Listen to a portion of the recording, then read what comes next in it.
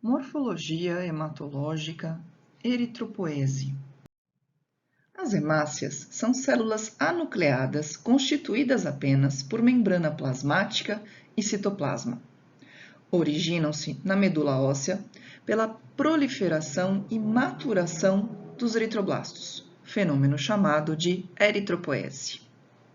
Os eritroblastos da medula óssea são gerados a partir da proliferação e diferenciação de progenitores eritroides imaturos que não podem ser morfologicamente identificados. Entretanto, técnicas de culturas de precursores hematopoéticos permitiram o reconhecimento in vitro de dois tipos de precursores eritroides. Os BFU, que correspondem a unidades formadoras de crescimento rápido eritroide, e CFU, que são unidades formadoras de colônia eritroide. Ambas não apresentam diferenciação no que tange à morfologia e só podem ser classificadas do ponto de vista funcional.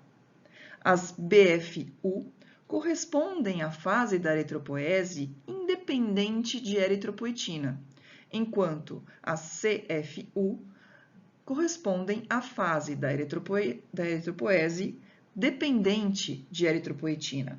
E a partir daí, deste ponto, os precursores eritroides já são morfologicamente reconhecidos, sendo que a forma mais imatura distinguível no esfregaço de medula óssea é o proeritroblasto, como veremos a seguir. Assim, nesta imagem, podemos observar que a partir da célula progenitora pluripotente, teremos a formação das BFU, que posteriormente darão origem a CFU, aqui já dependente de eritropoetina, e posteriormente, seguindo a maturação eritroide já distinguível morfologicamente, daremos origem ao proeritroblasto. Notem nesta imagem a diferenciação morfológica da eritropoese, desde o proeritroblasto até a hemácia madura. Notem que a célula ela vai diminuindo de tamanho ao longo da sua maturação e perde ao final dela o núcleo.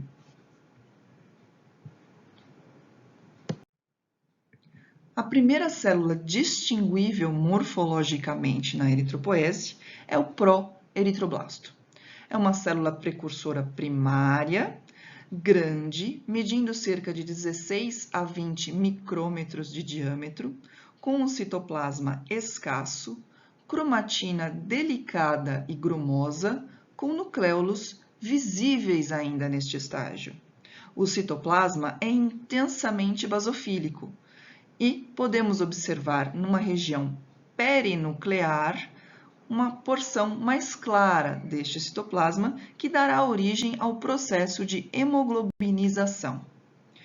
Nesta fase ainda, podemos algumas vezes observar projeções membranares externas que denominamos de blebs.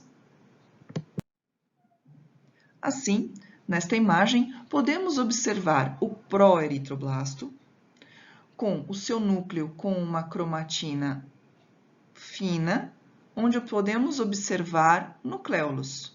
O seu citoplasma é intensamente basofílico, com uma região mais clara, correspondendo ao complexo de Golgi, e a partir daí teremos o processo de hemoglobinização celular. O eritroblasto basofílico é uma célula menor do que o seu precursor, medindo cerca de 14 a 18 micrômetros de diâmetro. Possui uma relação núcleo-citoplasma menor, cromatina condensada e, neste momento, não visualizamos nucléolos. O citoplasma é intensamente basofílico e a região clara perimembranar dará início ao processo de hemoglobinização, característica desta fase. Em média, o eritroblasto basofílico irá realizar 2 mitoses antes do seu próximo estágio maturativo. Assim, nesta imagem, podemos observar o eritroblasto basofílico, uma célula com alta relação núcleo-citoplasma, uma célula grande, alta relação núcleo-citoplasma, intensa basofilia citoplasmática, cromatina condensada, onde não visualizamos mais nucléolos. O próximo estágio de maturação é o eritroblasto policromático, uma célula menor em diâmetro, de 12 a 15 micrômetros, com uma relação núcleo-citoplasma menor que seu precursor, cromatina densa, heterogênea e sem nucléolos. O citoplasma de moderado a ligeiramente basofílico, onde temos já um processo de hemoglobinização importante. Notamos normalmente cerca de uma mitose antes de dar origem ao seu sucessor. Nesta imagem, podemos observar o eritroblasto policromático, que é uma célula menor que seu antecessor, que é o eritroblasto basofílico. Possui uma relação núcleo-citoplasma ainda aumentada, mas menor do que o seu antecessor. Um processo de hemoglobinização mais evidente, então podemos observar aqui um citoplasma mais claro, ainda basofílico, mas mais claro, tendendo a puxar a coloração da hemácia, né? Cromatina condensada, heterogênea, sem nucléolos visíveis. O eritroblasto ortocromático é o último estágio nucleado na eritropoiese. São células menores, com 8 a 12 micrômetros de diâmetro, uma relação núcleo-citoplasma menor que seu precursor, uma cromatina bem condensada, por vezes piquenótica, homogênea e sem nucléolos. O citoplasma discretamente basofílico ou às vezes até acidofílico, devido à grande hemoglobinização. Normalmente, nesse estágio, não visualizamos mitoses. E, posteriormente, haverá no eritroblasto ortocromático a extrusão do núcleo, dando origem aos reticulócitos.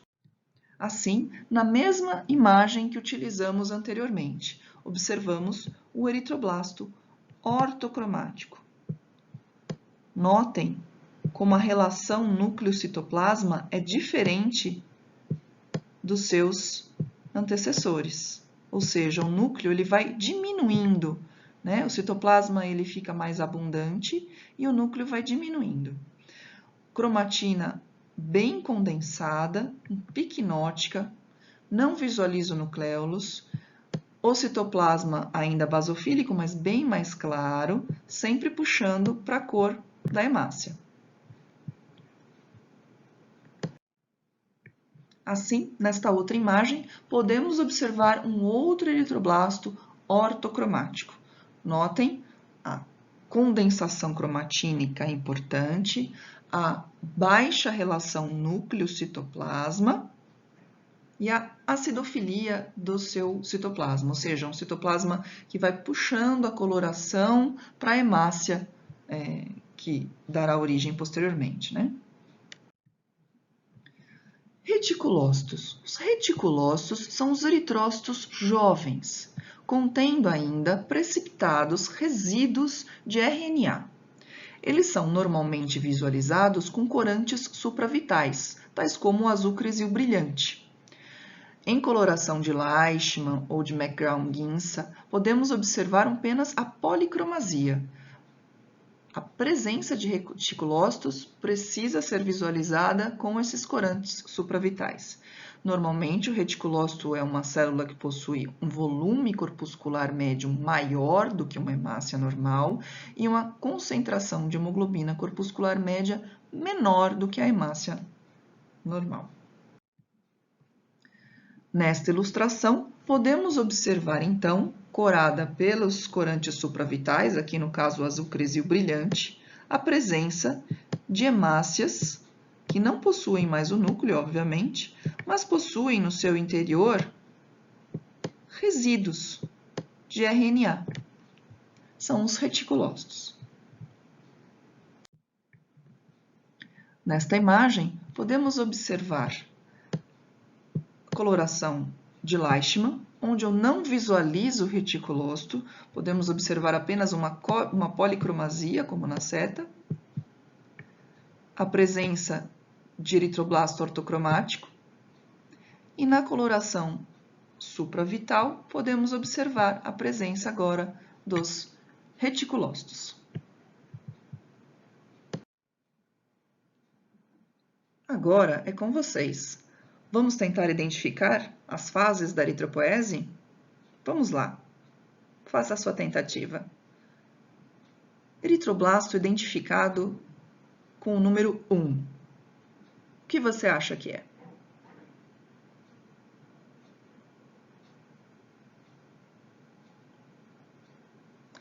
Uma célula grande, alta relação núcleo-citoplasma, basofilia citoplasmática intensa, cromatina ainda um pouco fina, onde eu consigo visualizar pelo menos um nucleolo central. O que será que é? Sim, senhores, é um proeritroblasto. E a célula número 2? Quem arrisca?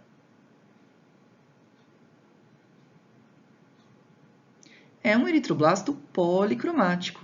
Notem que ele já não tem tanta basofilia, sua cromatina é condensada, eu não visualizo o nucleolo. E o número 3?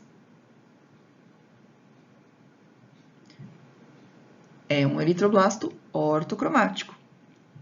Notem a piquinose nuclear, uma cromatina bem condensada, uma baixa relação núcleo-citoplasma, ou seja, o citoplasma está mais abundante. Notem que a célula número 3, à esquerda da imagem, inclusive está com uma hemácia policromática ao lado. Esta hemácia policromática é do mesmo tom do citoplasma do eritroblasto. Ou seja, é o último estágio da eritropoese nucleada antes da extrusão do núcleo. Vamos mais um? Vamos tentar mais uma vez, senhores? Vamos começar pelo mais fácil. O que são as células identificadas próximas ao número 3? São células pequenas, com baixa relação núcleo-citoplasma, um citoplasma pequeno, puntiforme, excêntrico na célula, cromatina condensada, não visualizo nucleolos, o citoplasma acidofílico, coloração próxima à das hemácias ao seu redor. São eritroblastos ortocromáticos, prontos para ter a extrusão nuclear e tornar-se hemácias. E a célula número 1? Alguém arrisca? Uma célula grande, altíssima relação núcleo-citoplasma. Eu quase não vejo citoplasma nessa célula, bem escasso. Um citoplasma basofílico, intensamente basofílico. Cromatina frouxa, nucleolos evidentes. É um proeritroblasto. E o número 2?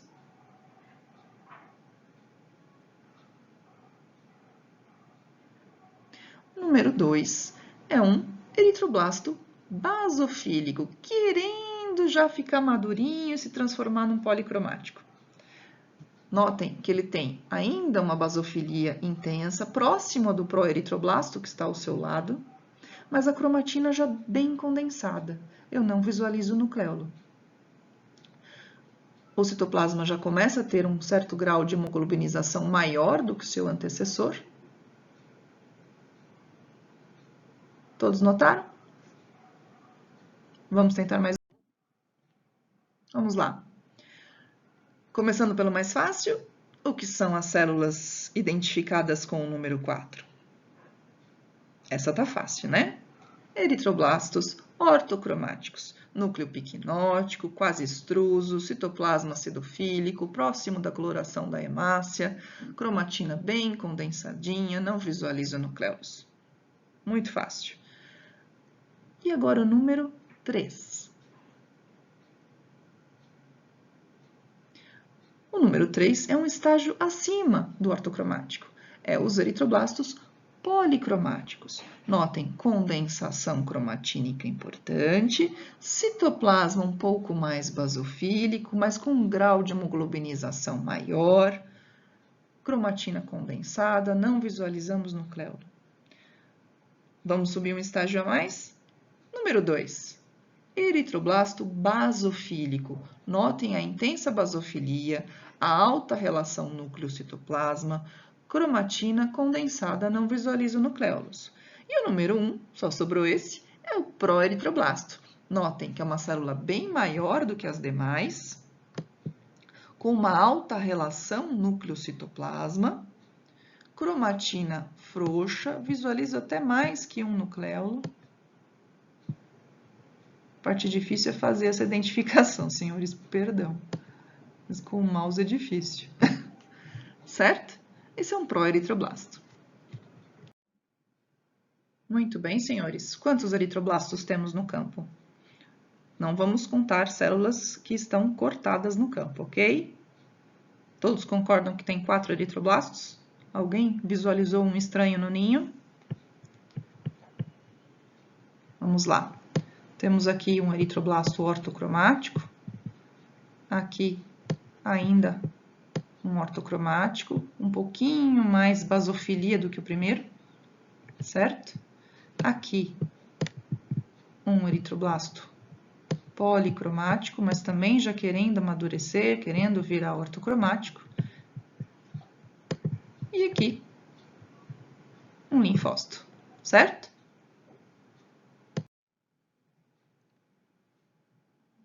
Nesta imagem, podemos observar na coloração supravital os resíduos de RNA após a extrusão do núcleo, que são os reticulócitos. Reticulócitos são encontrados em condições normais no sangue periférico, desde que não estejam aumentados. Eles estarão em situações de alto turnover medular, quadros de hemólise importante, quadros de hiperproliferação medular, eles podem estar aumentados no sangue periférico. Aqui, mais uma vez, podemos observar na coloração de azul crescil brilhante a presença dos reticulócitos.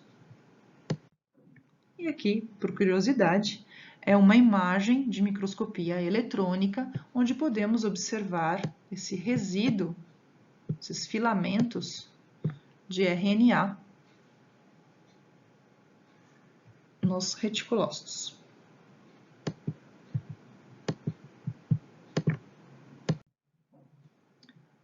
Espero que tenham gostado. Agora é estudar.